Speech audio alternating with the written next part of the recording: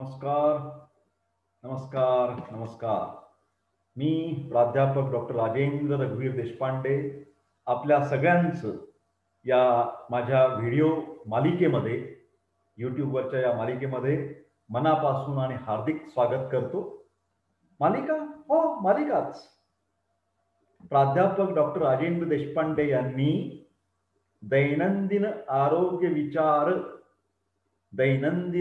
आरोग्य विचार नावाची मालिका लॉन्च केली आहे, ज्याच्यामध्ये एपिसोड आहेत 365. 365 वर्षभर 1 जानेवारी पासून 31 डिसेंबर पर्यंत दररोज एक छोटा छोटा आरोग्यविषयक विचार ऐकायचा. नुसता ऐकायचा नाही, तो पचनी पडून घ्यायचा आणि तो अंमलात आणायचा. मित्रांनो, आज आहे 14 जानेवारी. याच्या आसपासच मकर संक्रांत नावाचा अतिशय छान उत्सव असतो. तिळगुळ घ्या, गोडगोड बोला. मित्रांनो, हा जो काळ आहे तो आयुर्वेदानुसार हेमंत आणि शिशिर ऋतू यांचा काळ आहे. साधारणतः डिसेंबर पर्यंत हेमंत ऋतू थंडी असते मस्त, आणि शिशिर ऋतूमध्ये मात्र काही वेळा बोथरी थंडी असते, कडाक्याची थंडी पडते काही दिवस तरी, आणि हळूहळू मग उष्णतेला सुरुवात होते. या थंडीमध्ये आपलं स्वास्थ्य राखायचं असेल तर तीळ हे स्निग्ध आहेत. कारण अति थंडीने काय होतं माहिती तुम्हाला सगळ्यांना? अंग आखडतं, हातापायाच्या त्वचेला ओठांना भेगा पडतात, सांधे दुखायला लागतात. बरोबर आहे ना मी बोलतोय ते? संडासला काही वेळेला खडा सुद्धा होतो आणि एकदम काही वेळेला अंग दुखायला लागतं. हे सगळं वात प्रकोपाची लक्षणं आहेत. अति थंडीमुळे वात प्रकोप होऊ शकतो.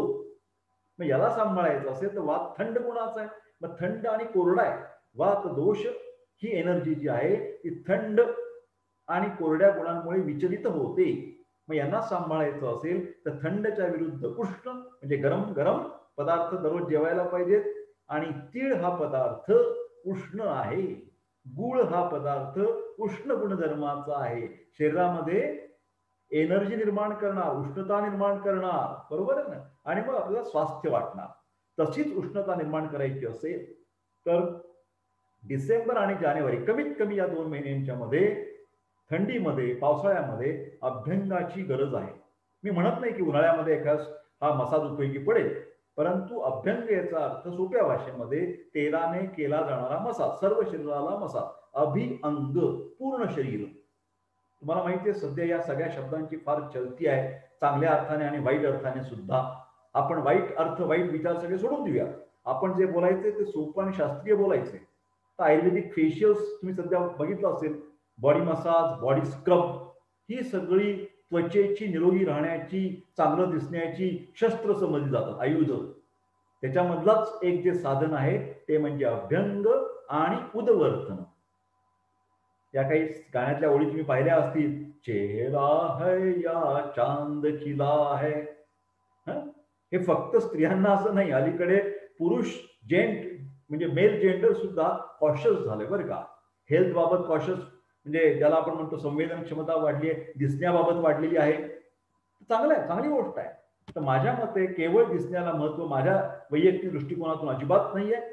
परंतु दिसणं, चांगलं दिसणं हे वाईट नाहीये, चांगलं दिसायला हरकत नाही. पण त्याच्या जोडीला मूळचं अंतर्गत आपले दोष धातू मलांचं स्वास्थ्य म्हणजेच आरोग्य असलं पाहिजे, अशी माझी विनंती आहे. त्यामुळे तुम्ही स्त्रियांप्रमाणे स्त्रियांनी जागरूकता दाखवावी, पुरुषांनी सुद्धा जागरूकता दाखवावी. ते मेन्स पार्लर वगैरे सगळं असू द्यात, पण ते विसरून जा असं मला सुचवायचंय. मला काय सुचवायचंय, आपण त्यातलं मूळ गाभा काय आरोग्याचा, तर अंगाला तेल लागलं गेलं पाहिजे. ते आपण लक्षात घेऊया आणि पुढे थोडंसं जाऊया. अभ्यंग म्हणजे फेशियल आणि बॉडी मसाज याचं एकत्रीकरण, आणि उदवर्तन जो शब्द आयुर्वेदातला, परत एकदा सांगतोय की बोली भाषेतले शब्द आणि आयुर्वेदातले पारिभाषिक शब्द हे हळूहळू आपण पचनी पडून घेऊया. उदवर्तन म्हणजे बॉडी अँड फेशियल स्क्रब, आणि सोप्या भाषेत उठणं. जी काही घाण बिण असते त्वचेवरती, मलिन गोष्ट ती काढून टाकायची, आणि ती जी काही स्वेद बाहेर येणारी, घाम बाहेर येणारी जी फॉलिकल्स किंवा रंध्र असतात, त्वचेमध्ये छिद्र असतात, ती मोकळी आणि छान ठेवायची. मग तोंडावरती डाग येत नाहीत, पिंपल्स येत नाहीत, घाण वास घामाचा येत नाही, शरीर कसं छान प्रसन्न आणि स्वच्छ. तर एक लक्षात ठेवा की ही महागडी क्रीम्स बाजारातनं आणायची, त्याच्या साह्याने फेशियल करायचं, कुठेतरी बॉडी मसाजला जायचं, हे सगळं विसरा.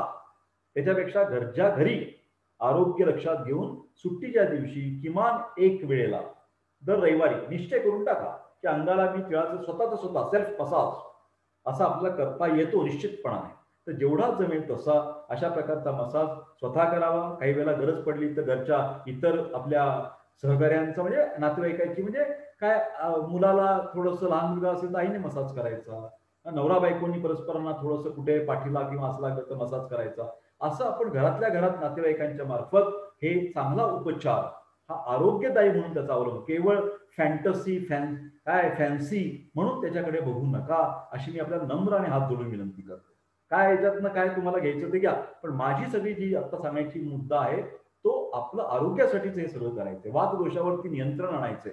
आता असं आहे की काही लोक म्हणतात सर डॉक्टर तुम्ही एकच दिवस तुम्ही सांगताय, एक दिवसांनी काय होणार आहे? अहो काहीच नसण्यापेक्षा एक दिवस तर बरा, एकाचे 2 दिवस करा, दोनाचे 4 दिवस करा, ज्याला वीकेंड सॅटर्डे संडे त्यांनी 2 दिवस करा, पब्लिक हॉलिडेजला करा.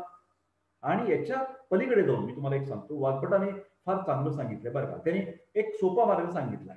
तो म्हणतोय की दररोज तुम्ही कमीत कमी आपले जे तळपाय आहेत, तळपाय, कान आणि डोकं या 3 जागी जरी तुम्ही सीझन प्रमाणे ऋतूप्रमाणे तेल लावलं, थंडी या दिवसामध्ये तिळाचं तेल वापरा, गरम उष्णता असेल तर खोबऱ्याचं तेल वापरा, पण 3 ठिकाणी त्याचं ऍप्लिकेशन करायचंय. कुठे करायचंय? पायाचे तळवे, कानाच्या पाळी आणि कान आणि डोकं या 3 ठिकाणी जर मसाज केला तर सर्व शरीराला मसाज केल्या इतकाच, अगदी 100% नाही पण कमीत कमी 70-80% तुम्हाला त्याचा फायदा मिळेल, असं स्वतः वाग्भटांनी सांगितलेलं आहे.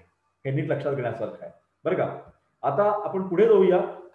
असं त्यात म्हणलेलं आहे मी की दिवाळीतच फक्त अभ्यंग का करायचा, तर माणसानी आपला प्रत्येक दिवस दिवाळीसारखा आनंदी व्हायचा असेल तर अभ्यंग दिवाळीसारखाच दररोज झाला पाहिजे, ते फायदेशीर ठरणार आहे.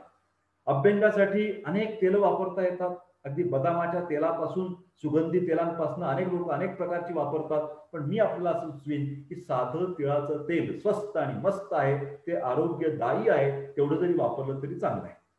त्या अभ्यंगामुळे काय होणार आहे की सर्व अंगाचं मर्दन होतं, त्याच्यामुळे शरीर आपलं बळकट होतं. हे सगळे स्नायू जे असतात हातापायांचे डेल्टॉइड, बायसेप, ट्रायसेप ते असे पिळदार होतात, त्वचेला सुरकुत्या पडत नाहीत, म्हणजे ज्याला आपण एजिंग प्रोसेस म्हणतो. स्त्रियांमध्ये शरीर एकंदर डौलदार दिसायला लागतं, त्वचा ही चमकदार आणि निरोगी होते, त्वचेवरती डाग पडत नाही. अभ्यंगांमुळे काय होतं? मुख्यतः त्वचा आणि स्नायू यांचा टोन सुधारतो, त्यांची फ्लेक्झिबिलिटी, त्यांची अडॅप्टेबिलिटी ही वाढते. आणि जरा इकडे तिकडे खरचटलं, दुखापत झाली, मार लागला तरी बाबा हा स्नायू आखडलाय, तो मुरगळलाय, तो फ्रॅक्चर झालाय, अशा गोष्टी होत नाहीत. पण एक लक्षात घ्या, हे फायदे फक्त त्वचा आणि स्नायू पुरते नाहीत असं माझं मत आहे. अभ्यंगाचे फायदे शरीरातल्या प्रत्येक पेशीला मिळतात, प्रत्येक पेशीला. मग ती हार्ट पेशी असेल, लिव्हर असेल, किडनी असेल, प्रत्येकाला अभ्यंगामुळे फायदा होणार आहे. विशेषतः मस्तिष्काला सुद्धा फायदा होतो बरं का. तुमचं मन पण शांत होतं. मसाज करून बघा किती आनंदी होतं मन, आपलं तृप्त होतं. तर शरीराच्या बरोबर मनाला त्यांनी प्रसन्नता येते, असं या ठिकाणी आपण लक्षात घेऊया. सर्व शरीर, मस्तक, चेहऱ्याला तेलाने मर्दन करायचंय. दिनचर्येमधला हा भाग आहे, लक्षात ठेवा. दिनचर्येमध्ये व्यायामानंतर अभ्यंग करावा असं आयुर्वेदाने सुचवलं आहे. किंवा स्नेहन आणि स्वेदन असं जर करायचं असेल तर आधी तुम्ही थोडंसं हे करून जर तुम्ही व्यायाम केले तरी काही हरकत नाही बिलकुल. अभ्यंगांमुळे त्वचा तेलकटपणा थोडासा येऊ शकतो, तिथे काळजी घ्यायची आहे. विशेषतः म्हातारी माणसं जर असतील, काही आजारपणाची माणसं असतील, एपिलेप्सीवाली माणसं असतील, तर तिळाचं तेलाचा अभ्यंग केला किंवा पायाला तुम्ही तळपायाला तेल लावलेलं असेल तर पटकन घसरून पडण्याची शक्यता आहे. ही भयंकर मोठी काळजी तुम्हाला निश्चितपणाने घ्यायची आहे. बाथरूम मध्ये तेलाची काही वेळेला अशा प्रकारे ते तेल सांडतं, थोडेसे डाग पडतात. डाग पडणं सोडून द्या, पण त्याच्यावरून माझ्या पाण्यामध्ये काही पेशंट्स, काही म्हातारी माणसं पडली आहेत, डोक्याला दुखापत झाली आहे, कमरेचं खुबेचं हाड मोडलंय, अशा तक्रारी खूप आहेत. माझी नम्र विनंती आहे की अभ्यंग केल्यानंतर विशेषतः तळपायाला अभ्यंग करायचा असेल तर तो काळजीपूर्वक करा. पाय पूर्ण कोरडे करा, पुसून घ्या तुमच्या नॅपकिनने, टिश्यू पेपरने, आणि मगच तुम्ही आंघोळीसाठी वगैरे जा. सगळं अशा तेलाच्या पायाने जायचं तर आपलं घर खराब होतं, आणि त्याच्याबरोबर मुख्यतः पडण्याची फार मोठी भीती असते.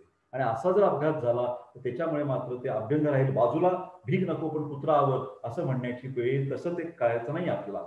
आता दुसरं म्हणजे अंघोळीला गेलात तुम्ही तेल वगैरे लावून की ते त्वचेवरचं जे तेल आहे ते थोडंसं जावं म्हणून आपण उदवर्तन करतो, म्हणजे उठणं लावतो, कोरडी पावडर लावतो. ती पावडरीमध्ये काय टाकायचं, घरगुती बनवायची प्रत्येकाने. ही माझी लेक्चर्स कशासाठी आहे, होम रेमेडी आजीबाईचा पाठवा. तर तुम्ही सगळ्यांनी बाजारात जायचं, आवळ्याची पावडर आणायची, नागरमोथा पावडर आणायची, चंदनाची पावडर आणायची, तिन्ही मिक्स करायची. 10-10 ग्रॅम आणा. चंदन पावडर महाग असते, थोडी कमी आणा. 5 ग्रॅम आणा. तर हे सगळं मिक्सचर करून ठेवायचं. चांगल्या स्वच्छ निर्जंतुक कोरड्या डब्यामध्ये भरायचं आणि ते उठणं म्हणून वारंवार वापरायचंय. त्याच्यामुळे त्वचेमधली धूळ, घाम हा निघून जातो आणि त्वचा अतिशय शुद्ध आणि स्वच्छ होते. अभ्यंगानंतर साधारणतः ते जिरल्यानंतर तेल जे असतं ते अंगात थोडं मुलायला पाहिजे. मी म्हणेन की कमीत कमी ज्याला शक्य आहे त्याने अर्धा तास थांबा, नंतर अंघोळीला जा. ते आपल्या मनावर आहे. काही जण 15 मिनिटांनंतर जातील, काही जण विषयाची आम्हाला वेळ नाही, आम्ही लगेच अंघोळ करणार. हरकत नाही. पण मसाज करा, तेल लावा, अभ्यंग करा, ही माझी आपल्याला विनंती आहे. कारण का, तर शीर्यते तच्छरीरम, झिजतं ते शरीर, अशी आयुर्वेदाने शरीर शब्दाची व्याख्या केली आहे. जन्मापासून मरेपर्यंत टप्प्याटप्प्याने शरीराची झीज होत असते. आणि सध्याचा काळ तुम्ही बघितला तर हवेचं प्रदूषण, आवाजाचं प्रदूषण, ताणतणाव याच्यामध्ये ही झीज नको तेवढी फास्ट होते आहे, प्रीमॅच्युअर होते आहे. आणि वार्धक्याची जी लक्षणं असतात ती अकालीच 30व्या वर्षी 40व्या वर्षी माणूस इतका थकतो, कंटाळतो, खंततो की चेहऱ्यावर त्याचं सबंध दैन्य दिसून येतं आपल्याला. काय कशात उत्साह नाही, काही नाही, शारीरिक ताकद कमी झालेली असते, इम्पोर्टन्सीची तक्रार, वंध्यत्वाची तक्रार, अनेक गोष्टी आहेत त्याच्यामध्ये. तर हे जर सगळं कमी करायचं असेल तर आपल्याला शरीर सुदृढ ठेवण्यासाठीचा एक महत्वाचा मार्ग म्हणजे अभ्यंग आहे, हे विसरू नका. संपूर्ण आत्ताच मी आपल्या सुरुवातीला सांगितलं, जर त्याला पर्याय शोधायचा असेल, सगळ्या अंगाला तेल लावणं शक्य नाहीये, तर कमीत कमी डोक्याला, कानाच्या पाळीला आणि हाताच्या आणि पायाच्या तळव्यांना लावा. पण पायाच्या तळव्यांना लावल्यानंतर रात्री झोपेमध्ये अंथरुणाची काळजी घ्या. त्याला डाग पडणार नाहीत असं पहा. पायाला काहीतरी फडकं किंवा बँडेज बांधून ठेवा आणि मग झोपा. किंवा सकाळी जर तेल लावलं पावलांना तर चालताना काळजी घ्या, घसरून पडणार नाहीत असं पहा. माझ्या मित्रांनो, अभ्यंगासारखं माणसाला वरदान नाही असं माझं म्हणणं आहे. या वरदानाचा फायदा घ्या आणि आपण निरोगी राहा. आणि निरोगी राहण्यासाठी माझे दैनंदिन दैनंदिन आरोग्य विचार नावाची जी मालिका आहे, 1 जानेवारी पासून 31 डिसेंबर पर्यंत, तो प्रत्येक एपिसोड एकदा नव्हे तर परत परत पहा. ते सगळंच्या सगळं तुमच्या अंगामध्ये भिनलं पाहिजे, ते आरोग्यविषयक विचार, अशी माझी आपल्याला विनंती आहे. आणि आपण YouTube चॅनल सबस्क्राईब करा अशीही मी आपल्याला विनंती करतो. आपल्याला शुभेच्छा देतो आणि हा व्हिडिओ संपवतो. सर्वे सुखिनः सन्तु, सर्वे सन्तु.